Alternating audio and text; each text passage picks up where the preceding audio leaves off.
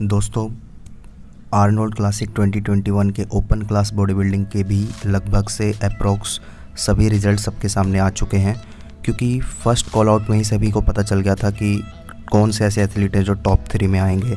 Ian वेलियर, Steve कुक्लो और निक walker, इन तीनों को लेकर सभी के मन में ये था कि इन तीनों में से कौन सा ऐसा एथलीट बनेगा जो आर्नोल्ड क्लासिक को विन कर सकता है। फ़िलहाल तो प्री जजिंग है, प्री जजिंग और फाइनल्स के बीच में अभी 6 घंटे का गैप है, लेकिन जब फर्स्ट कॉल आउट हुआ उस कॉल आउट के अंदर ही सबको पता लग गया था कि स्टीव कुक्लो और निक वॉकर बाकी दोनों एथलीट से बहुत आगे चल रहे हैं। अगर हम इयान वेलियर की बात करें तो भी निक वॉकर और स्टीव कुक्लो, इन दोनों को लेकर सभी के मन में ये बात क्लियर हो चुकी थी कि अगर फाइनल्स होगा तो इन दोनों के बीच में से किसी भी एथलीट का चैंपियन बनना और किसी दूसरे एथलीट का सेकंड पोजीशन पे आना ही डिसाइड होगा। जब पोजिंग रूटीन स्टार्ट हुआ तो फर्स्ट पोजिंग रूटीन के अंदर सबको ये पता लगा था कि निक वॉकर का जो पोजिंग रूटीन है उसमें वो शायद ऐसा कोई भी ऐसा पोज नहीं है जो किसी और एथलीट से हार जाए, क्योंकि पोजिंग इतनी हार्ड, इतनी रिप्ड कंडीशनिंग में वो खड़े थे स्टेज पे। और सबसे जो एक अमेजिंग क्वालिटी थी निक वॉकर के इस पोजिंग स्टाइल में कि वो हर एक एथलीट के साथ जब पोज हिट कर रहे थे तो पोज को सबसे ज़्यादा लंबी देर तक होल्ड करके खड़े थे, जिसकी वजह से सभी जजेस को और जितने ऑडियंस थे सभी को पता लग गया था कि निक वॉकर की प्रिपरेशन कितनी अच्छी थी। क्योंकि जिस एथलीट की प्रिपरेशन जितनी अच्छी होती है पोजिंग को लेके, वो स्टेज पे उतना ही ज़्यादा ऑसम दिखता है। हर एक पोज, चाहे वो फ्रंट डबल बाइसेप हो, फ्रंट लेट स्प्रेड हो, उसको अच्छे तरीके से परफेक्टली हिट करना और साथ ही साथ उसे कुछ देर तक होल्ड करना, क्योंकि स्टीव कुक्लो के साथ जजेस ने उनके बहुत सारे राउंड कराए।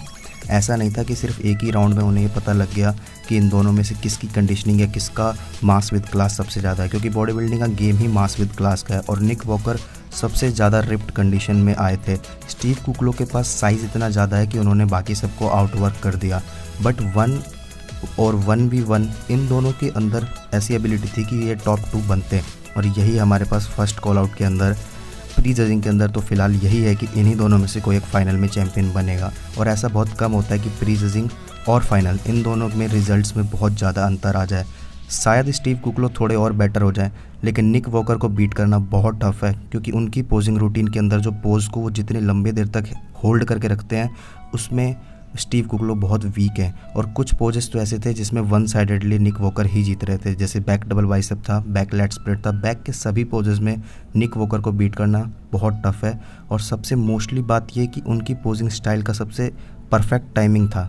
कभी भी ऐसा नहीं लग रहा था कि उनकी पोज कभी लेट हो रहे हो या कभी जल्दी हो रहे हो। जजेस के कहने के साथ साथ कंटिन्यूसली वे में पोजिंग हिट करना और उसे लंबे टाइम तक होल्ड करना किसी भी एथलीट के लिए सबसे बेस्ट वे होता है अपने आप को बेस्ट तरीके से स्टेज पे शो करना, और यही उनकी क्वालिटी थी। अगर हम बात करें कंडीशनिंग वाइज तो कंडीशनिंग में भी निक वॉकर को कोई और बीट नहीं कर रहा था। और साइज़ वाइज तो अमेजिंग लगते हैं वो हमेशा पैक, क्योंकि उनकी हाइट इतनी लंबी नहीं है जिसकी वजह से उनका साइज़ कम लगे। हाइट कम होने का फ़ायदा ये था उनके पास कि ऐसी राउंड मसल बेलीज उनकी दिख रही थी, क्योंकि अभी तो उनकी एज 26 है। 26 की एज में इतना मसल मैच्योरिटी लेके वो स्टेज पे खड़े थे, और जब पोजिंग हिट कर रहे थे तो अगल बगल वाले एथलीट को भी पता चल चुका था कि चैंपियन यही बनेगा, क्योंकि इनके साथ विलियम बोनाकी थे जो इनके साथ कम्पीट कर सकते थे, लेकिन 2 दिन पहले वो आउट हो गए। तो अब तो जहाँ तक उम्मीद है मुझे कि निक वॉकर फाइनल्स में जीतेंगे ही जीतेंगे। शायद स्टीव कुक्लो सेकंड आ जाए और थर्ड प्लेस इयान वेलियर ले जाए।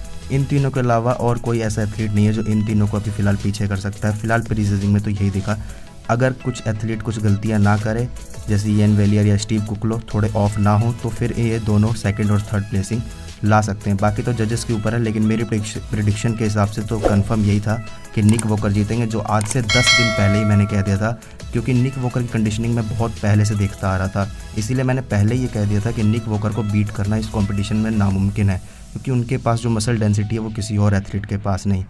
तो बॉडी बिल्डिंग से रिलेटेड अमेजिंग वीडियोस सबसे फास्टली मेरे चैनल पे ही आपको मिलेगी। फटाफट से चैनल को सब्सक्राइब करें, और अगर यहाँ तक आ गए हैं तो वीडियो पे अपना रिव्यू कमेंट जरूर करें और लाइक करके ज़रूर जाना। Thanks for watching.